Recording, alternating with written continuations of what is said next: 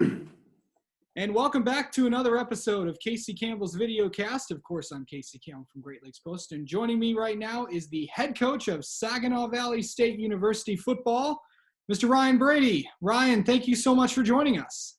Yeah, it's a pleasure, man. Appreciate you having me on. Well, Ryan, I know it's been an interesting first year for you. I know you've been working on trying to get everything all set to go with this year's team. I know you signed your recent your 2020 class. How are things been going? Things have been good. We just finished up exam week last week, and so I'm very pleased with how our guys did academically. Obviously, it's been a lot of adapting and overcoming challenges and a lot of adjusting on the fly and trying to be as creative and stay connected with the guys. And so we feel good about the month of April. Really focused on a lot of different aspects of our program, and we feel like we've made a lot of progress. Biggest thing you learned in this first year? Well, it's all about culture within your organization, and so having a great culture and great leadership is really the two main areas that really drive a program and really create a successful environment for the kids to excel and succeed at a high level. When you look at you talk about you signed your first recruiting class, in the 2020 class.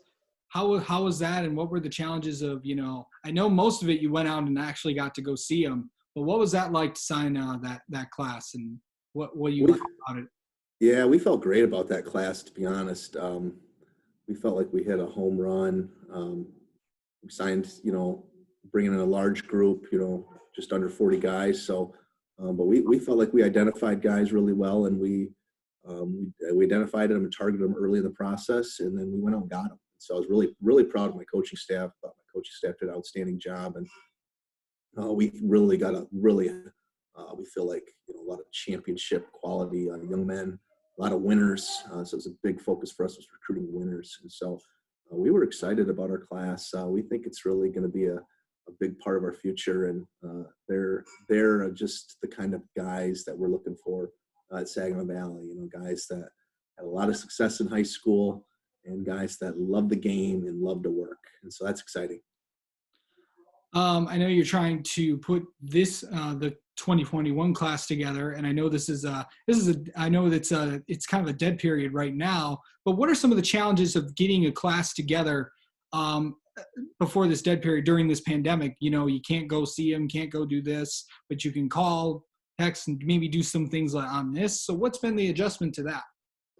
Yeah, it's just been a lot of talk to the high school coach and watch a lot of film and reach out to kids and try to get to know them. And, so we've focused a lot on our 21 class already, and so feel like we got a good jump on what's going on within that class. And so we feel like we're ahead, and we feel like we've really, we've taken advantage of, the month of April in terms of, our 21 class. So we feel very prepared and organized. So we feel good moving forward. When you look at, coming into the next few months, are you worried about not possibly getting an off-season program? And I know a lot of guys are putting in a lot of work on their own, but what about not being able to get an off-season? What could some of the effects of that be like? Yeah, well, that's the challenge right now for everybody, so, Alabama can't even get in their facility and have their guys work out. So everybody's facing the same challenges. It really levels the playing field. It's really who can do their best from home and really stay connected with their team. And so, we focused really a lot on our leadership development here over the last 6.5 weeks. So that's been a main focus for our program. But, you worry about, guys, not having access to a weight room for, 4 or 5 or 6 months.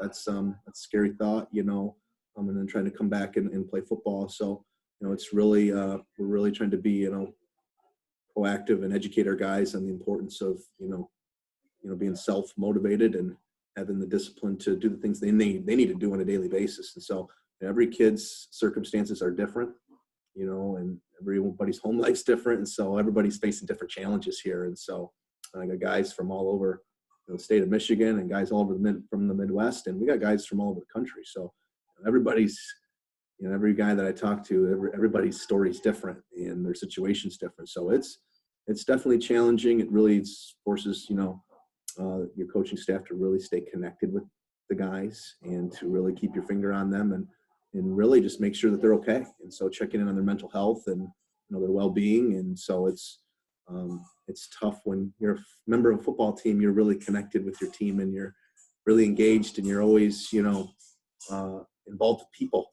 So now all of a sudden, social distancing thing is like just changed just the way that, we live. And just so it's, we try to, reach out to every young man, once a week by phone. And then, we've been doing a lot of leadership meetings, via Zoom that have been very productive, and so now we're just transitioning into our summer workouts, our summer conditioning started today. And so we're kind of moving on to a new phase. And so, we're hoping that we're trying to just fill our hearts with a lot of hope and, know that every day is an opportunity to get better and just take it one day at a time. And that's kind of the world that we live in right now. What have you been up to at home? Man, the coaching staff, we've been busy. We've been meeting a lot every day and doing a lot of professional development, a lot of clinics. We've been just trying to really get ahead in a lot of different areas in our program, admissions and housing, and just trying to get all of our ducks in a row. Things that you would typically do in like maybe May and June, we're already, got some of those things almost nailed down. And so, we feel really good about the things that we've been doing just to get prepared that if we do get things do change for the better and we get back to work, that we're going to be like, a little bit ahead in terms of some of the administrative tasks that you need to do to get prepared for a season. Yeah, and what was the biggest takeaway from your first year heading into your second year? Now that you know everything, the community, what advantages do you have coming into your second year? Well, just knowing the players was a big thing. Last year I got hired on March 22nd and we had our first spring practice March 28th or something, and we were done on April 15th. So we had a 2.5 week spring ball my first year. And then to follow that up with not a spring ball is extremely challenging. That makes it really difficult to evaluate, your young players. So, it's hoping to see those true freshmen, run around this spring and have an opportunity to show me what they can do. And so now, missing out on that opportunity now really is going to really be really important that if, when we get into fall camp that we get a really good evaluation and give these guys an opportunity so we know what they can do. So it's definitely going to be a different feel and a different situation at camp. We're going to have to be really smart. The players aren't going to be potentially, as prepared as they would if they would have spent all summer long on campus with Coach Winter and his staff. And so everything is just constantly being scrutinized and evaluated, and it's really geared towards, the player safety and the player well-being. All right, Coach, thank you so much for joining us, and good luck to you and stay safe.